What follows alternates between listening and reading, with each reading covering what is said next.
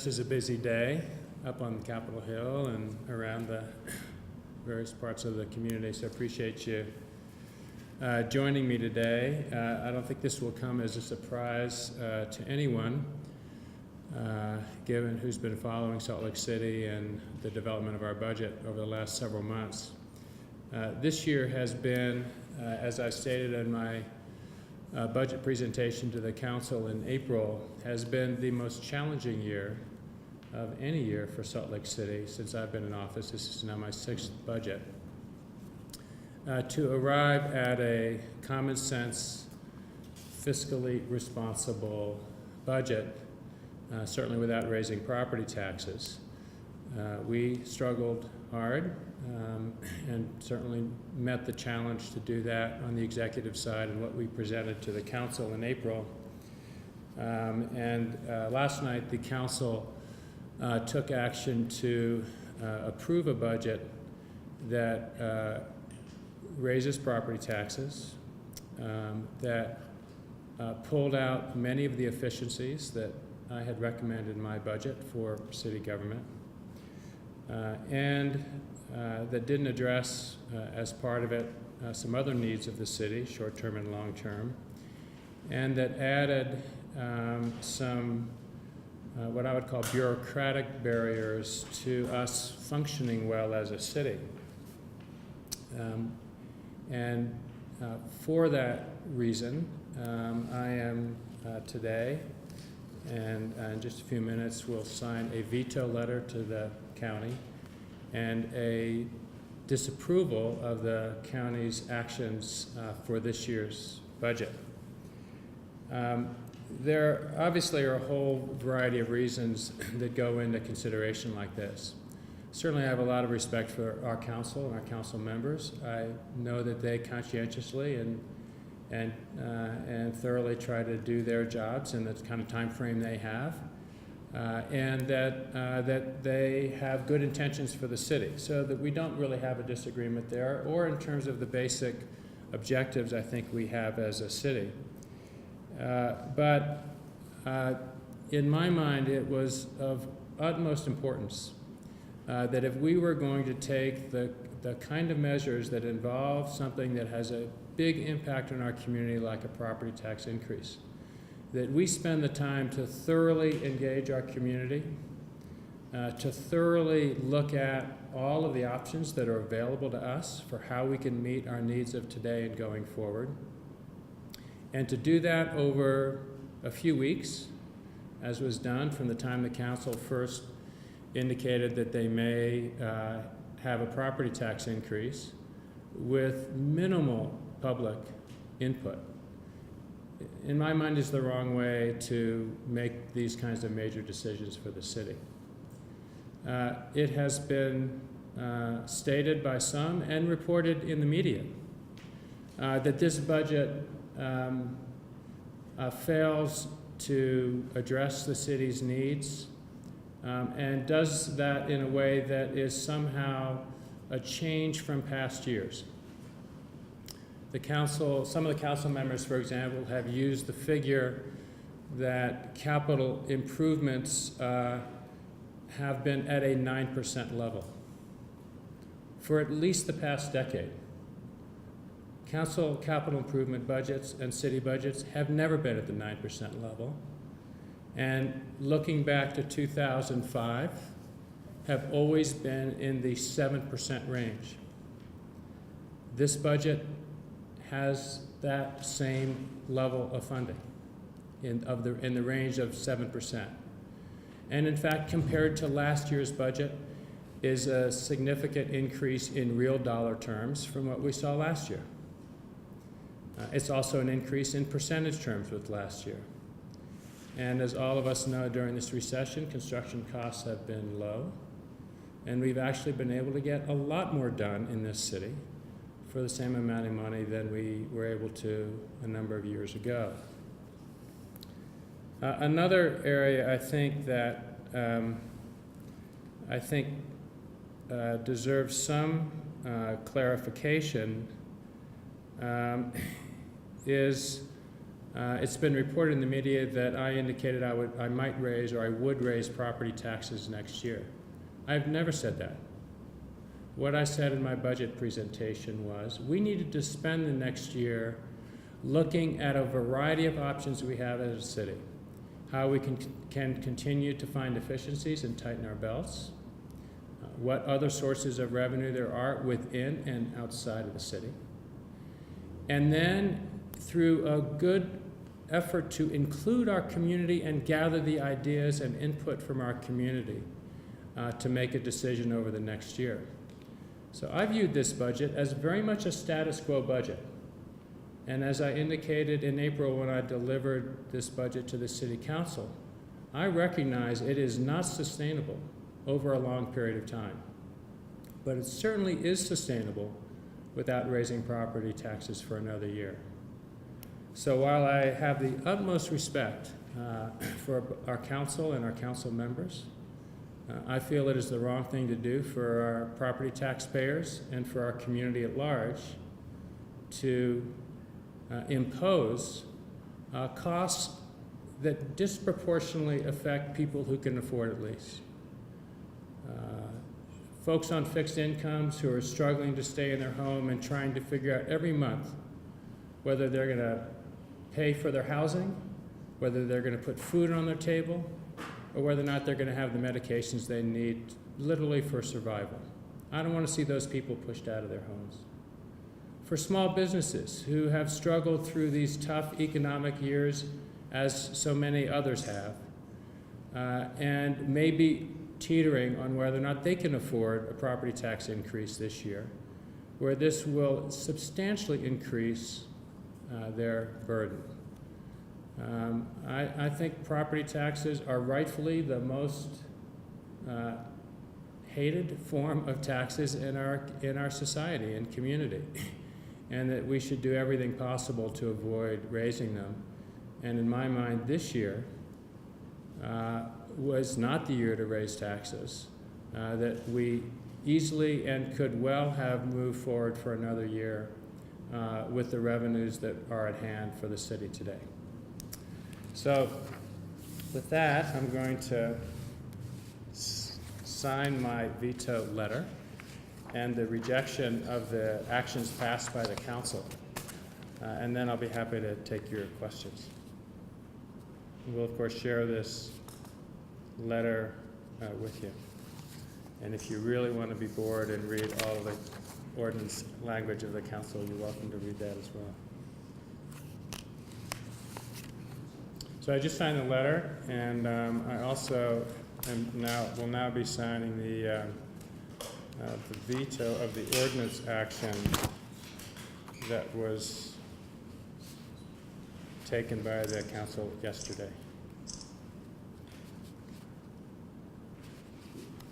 I might note as I'm doing this, this is my 6th year in office. This is only my 2nd veto in 6 years. So my goal is always to work with the council and find common ground. And I recognize periodically we're not going to see things the same way. I thank and applaud our staff in the city, and as well as council staff for really working hard to try to find ways through our differences on this, but we weren't able to do it, and we'll leave it to the council's consideration on how they want to move forward.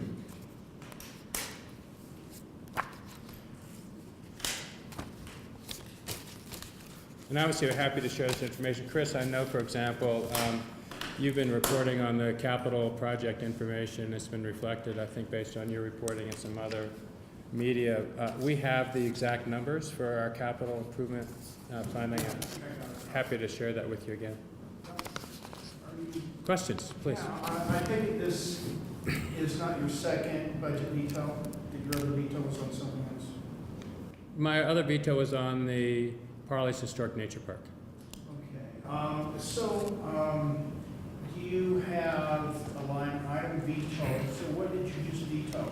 Did you just veto the tax increase, or did you veto the whole thing? Or what? I vetoed the entire budget with the tax increase. Now, there's some pieces that I'm not vetoing. For example, the library fund is a separate, so there are a number of things I'm not vetoing, but this vetoes the budget as a whole and the tax increase. So do you have secret aces up your sleeve for revenues?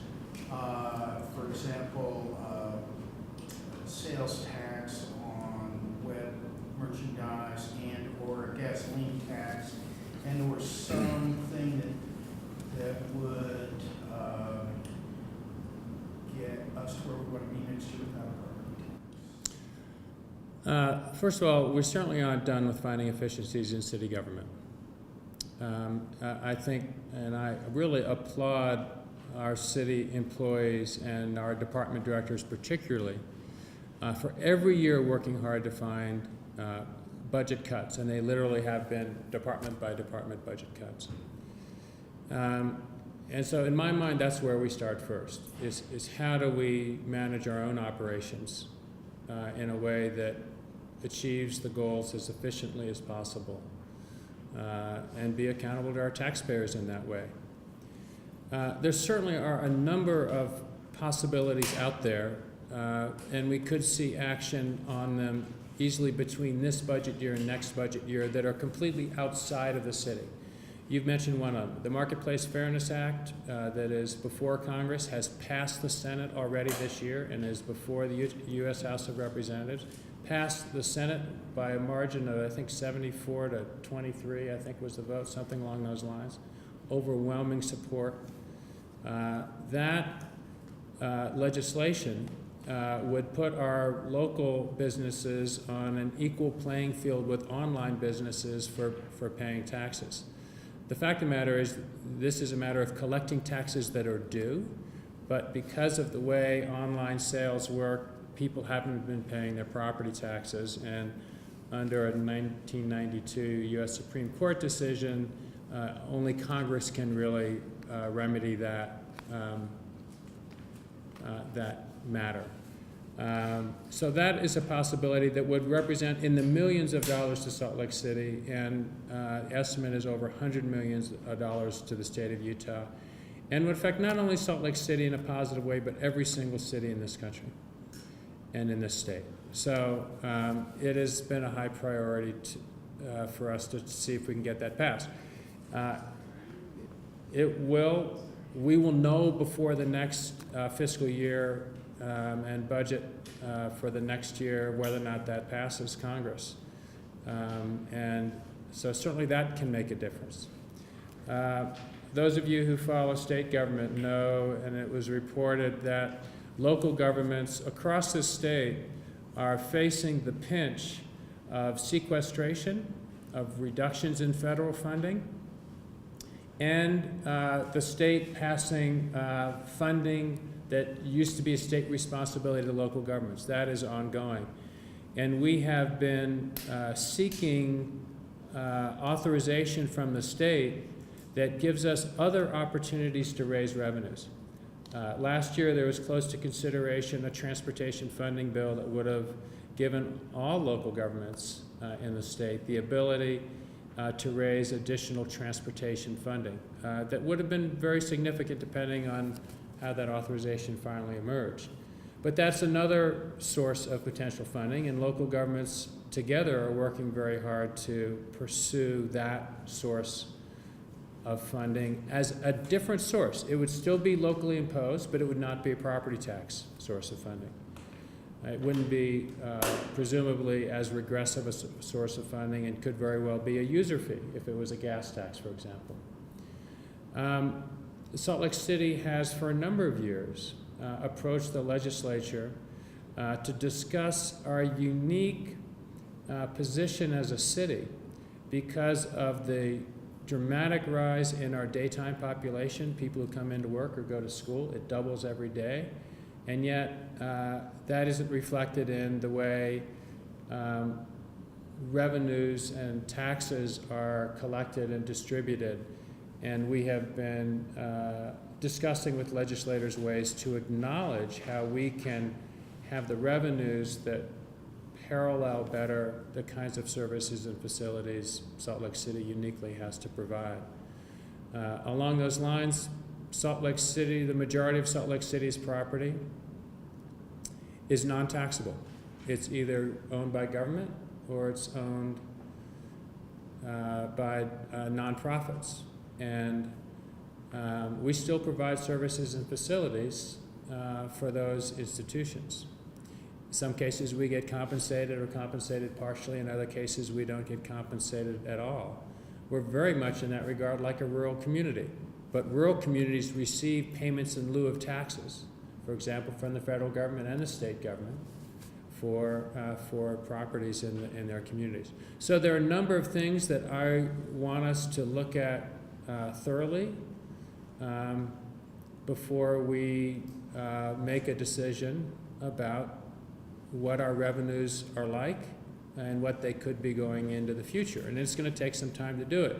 Just like it will take some time to take a look carefully at what our real needs are. This budget, as passed by the council, addressed one portion of our budget, and that's capital improvements. We also compensate our employees. That's the biggest portion of our budget. And yet our employees who have not effectively had any kind of raise in salary despite increases in their costs, in the 5 years I've been in office, now this will be 6 years, under agreements we just signed with our unions, there's nothing in the council's budget that addresses our employees' real needs going forward and reflecting, they have taken reductions in salary, they've had layoffs, there have been furloughs, and yet they've hung in there and continue to provide great service to our city. This budget doesn't address that. This budget doesn't address some of the important goals that we have. And when I say we, the council and I share in very specific terms for the future of this city.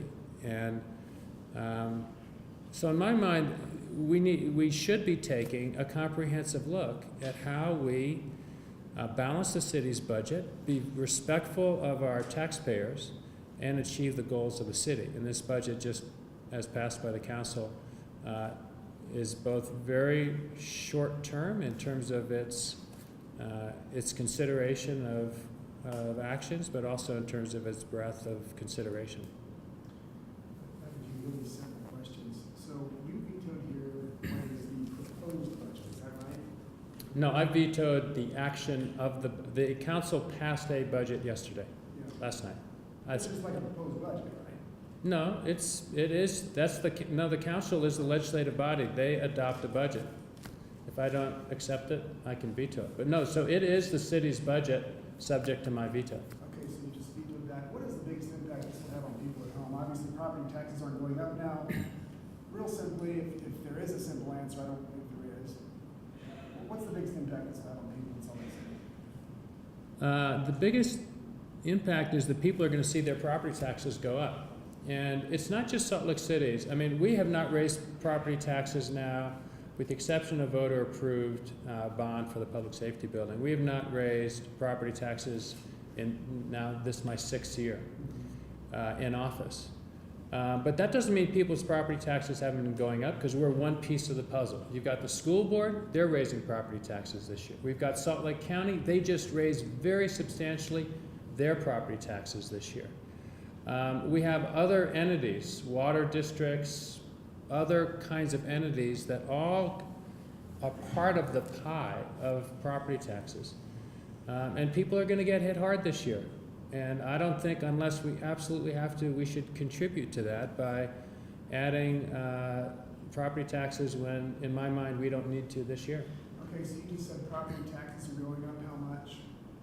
Well, under the proposed city budget, I'm going to look, Dave, because we got some revised numbers. They changed their number from $7 to $8 million in terms of how much they're raising this year. Okay. And the impact, Dave, maybe if you've got that number, you can tell us. The impact per $250,000 home or to $1 million business property. So the average value of a home is about. This is Dave Everett, Chief of Staff. $47,000 a year, or the average value of a home is about $247,000. The increase for $8 million hit is about $67 per household. For what cost of house, for just the average house?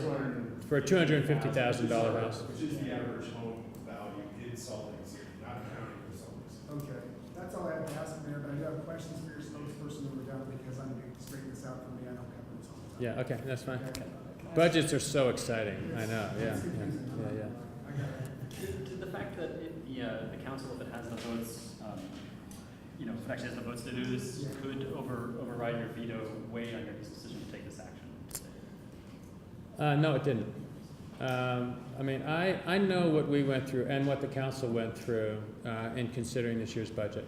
I have known since the time they indicated that they might raise property taxes, what was a likely vote for them. Going into this budget, decided that we had made a fiscally prudent decision on the executive side, and that we were going to have the discipline to work through another year under basically existing circumstances while we evaluated how we were going to keep the city moving forward. I thought, and the council thought, and most of us thought, that as the economic conditions improved, that our revenues at the local level would improve. The fact of the matter is our property taxes not only didn't go up, even though we've had tremendous growth in the city through this recession. Our property taxes haven't even stayed level. They actually went down a little bit this year. And I think we believe between that and sales taxes, which is our two primary sources of revenues, that we would see an increase as the economy improved. We would see an increase in the revenues coming into the city to be able to match what our costs we can't control. Pension costs, fuel costs, healthcare costs, a variety of things have continued to increase in terms of costs for the city. And we have to figure out a way, as anyone would in their household or business in a situation, how we're going to pay for those. But no, in my mind, this is a principled position based on common sense of what we can and should do as a city. Yeah, Chris. So some on the council say, look, roads are falling apart, we've had to cut back parks maintenance, there's not too much to analyze. We are going to raise taxes to fix those things. And so I don't think they're saying this wasn't a comprehensive, but they admit it's not comprehensive. But they say that the infrastructure, particularly roads, have gotten to the point where they aren't, if we don't do overlays, then what's going to happen is that we're going to have to do total rebuilds, which are 10 times the cost. There's no question that in Salt Lake City, we are not meeting in a long-term way our needs to maintain our infrastructure properly.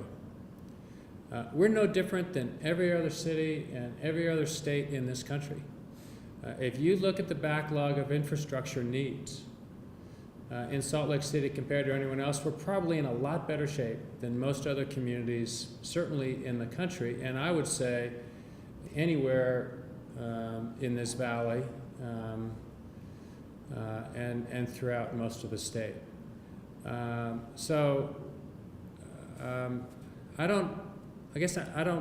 I've been hearing that, and I heard it for my 11 years in the legislature, the incredible need out there as expressed by people who are responsible for maintaining state buildings and state roads and state infrastructure. I've heard that from the day I came into office in Salt Lake City. And yeah, we have to weigh that against what can be done, what should be done, what independent analysis tells us is satisfactory for our city, and weigh that against the imposition that puts on people, our taxpayers, who have to pay for it. This year is no different than last year. We've actually, I think, been doing more infrastructure work for actually increasing real dollars in the time I've been in office. The percentages have been about the same, but the actual real dollars have gone up very substantially in the years I've been in office in terms of what we're investing in infrastructure.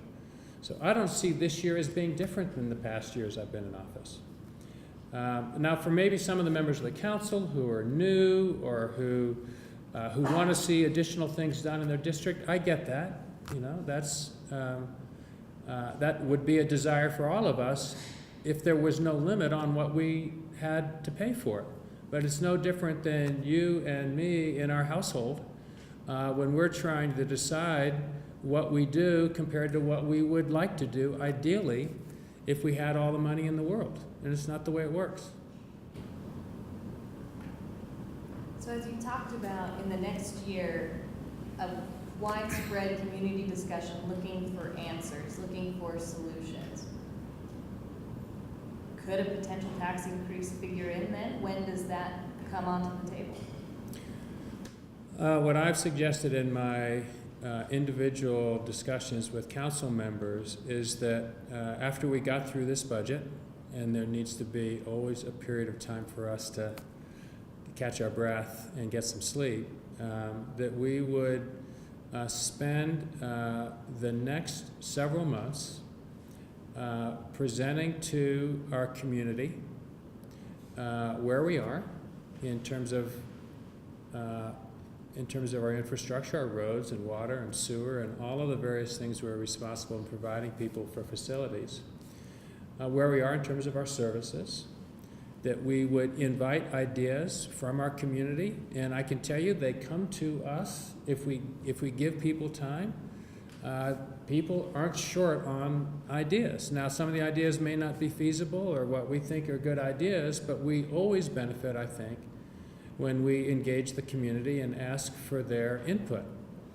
And we can do that over several months. We can both present to people the information of where we are today, what our needs are, what our desires are, and what our revenue picture is, and have the community help us make an informed decision.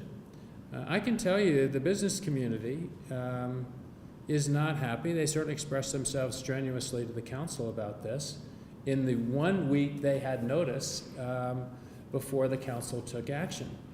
And they did not want to see the council take the action they took the other night. And it's not because they don't appreciate the services and facilities we deliver. It's because they wanted to have an opportunity to consider and provide input and weigh in, which they did not have in any meaningful way this year.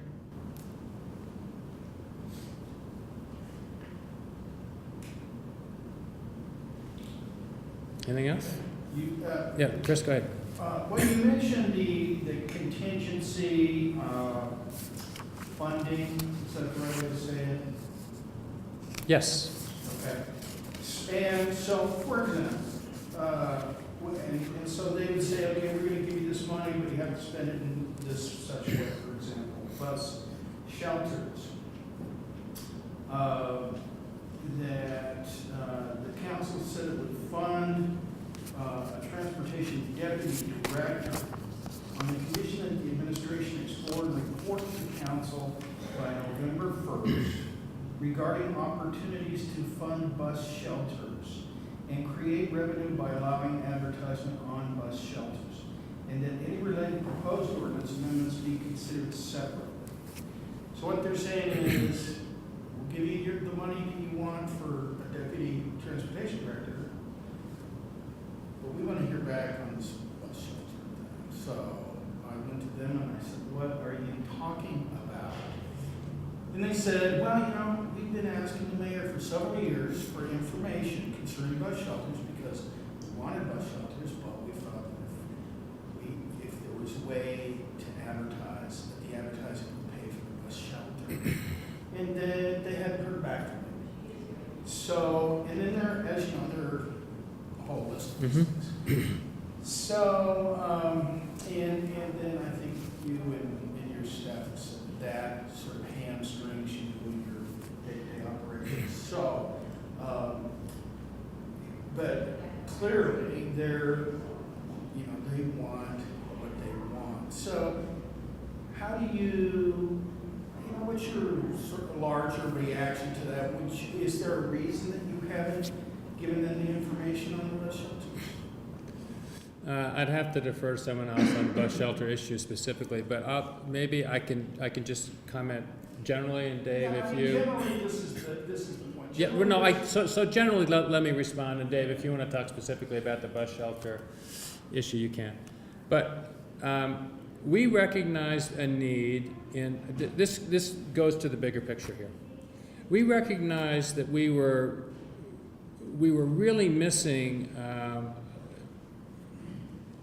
a capacity in our transportation function in Salt Lake City, which was, we're taking on a lot of major transportation changes and projects in this city. We've launched, this is the year of the bike. We're doing all kinds of bike stuff. We're working on the streetcar. We could go on and on and on of all the different things we're doing around mobility and transportation in the city. And that we needed some additional capacity in transportation to be able to keep up with the things that we're doing, we and the council agree on. So we propose a deputy director position in the transportation division. Now, at the same time, we eliminated another position in transportation that we didn't feel was needed today as much as it may have been needed 5 or 10 years ago for a variety of reasons. So we were offsetting positions there. Did they end up restoring the tech position? Okay. So we said, look, let's shift around and stay within our budget, and we want to make this change. The council approved the position. We appreciate that.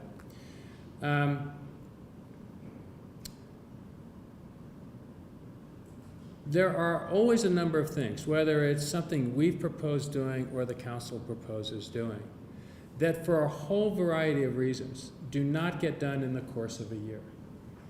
And I'll give you another example there, Chris. I don't want to take all of your time too much, but I'll give you another quick example. Last year, Chris, you'll recall, because I know you follow these things closely enough, we proposed and the council supported hiring a public engagement facilitator for the city. It had been included in our budget as part of the non-departmental portion of our budget. The council passed the budget and put a contingency or condition on that, saying, all right, but before you can hire that person, you've got to come back to us because we may have some other ideas for it. That's sort of a general way of putting it. There's a little more specific. We then brought something back to them for that position. They ended up finally taking action in March of this year, so this is 9 months after the budget was approved, on how they wanted that position filled. But by that time, the conditions had changed so much, and we were already in the middle of another budget cycle. We said, well, let's bring that public engagement person forward as part of this budget. So again, this year, they took it up, and they put more conditions and more changes on hiring that person, that role, that we all feel is important, the council and us.